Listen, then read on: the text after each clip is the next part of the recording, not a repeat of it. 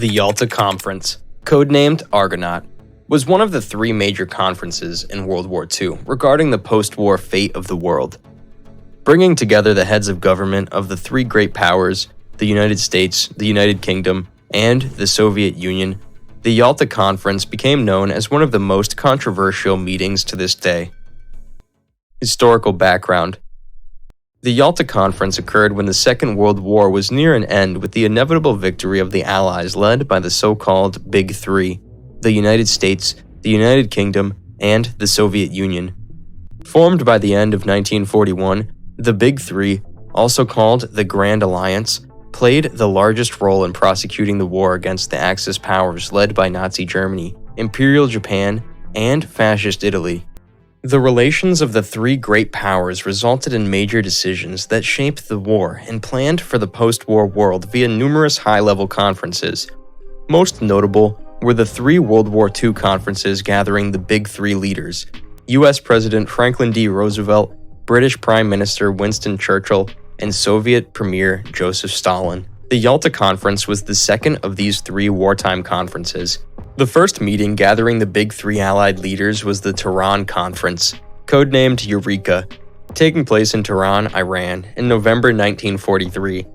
The meeting discussed strategies to defeat Nazi Germany and agreed upon an invasion of Normandy, codenamed Operation Overlord, set in June 1944 and led by the US and Britain, as an attempt to open a second front of the war against Nazi Germany. Meanwhile, the Soviet Union led by Stalin promised to help the US win the Pacific War against Japan after the German surrender. The Yalta Conference.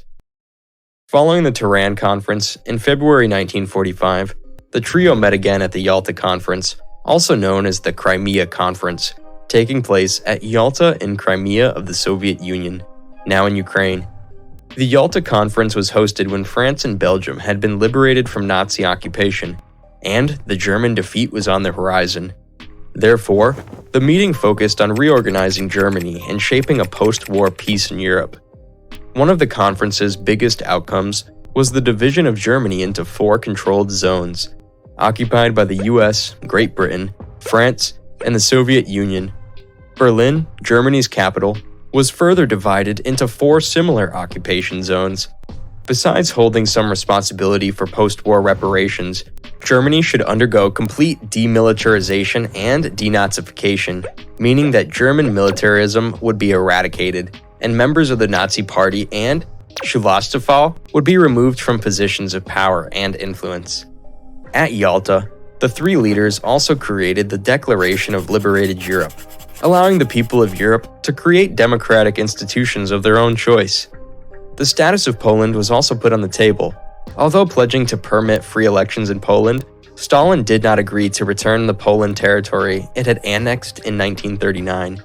He used the Curzon Line as Poland's eastern border, thereby keeping all Ukrainian and Belarusian territories within the USSR's sphere of influence. During the conference, the Soviet Union agreed to join the war against the Empire of Japan and committed to participating in the United Nations. The United Nations was part of the Atlantic Charter issued by Roosevelt and Churchill in 1941 as their first real step toward a world organization.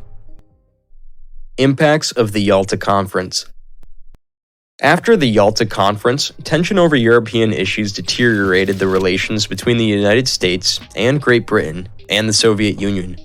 The agreements reached at Yalta left Roosevelt harshly criticized by the US citizens as it became clear that Stalin would not honor his promise of political freedom for Poland. The issue of the post-war status of Poland brought about animosity and mistrust between the United States and the Soviet Union, signaling the crumbling of the Grand Alliance.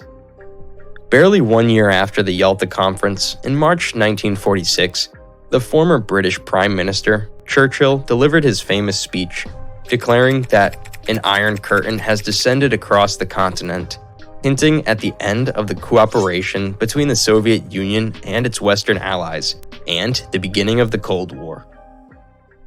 Thanks for watching. If you find this information useful, please give us a thumbs up and share it with your friends. Don't forget to subscribe to our channel for more videos of history.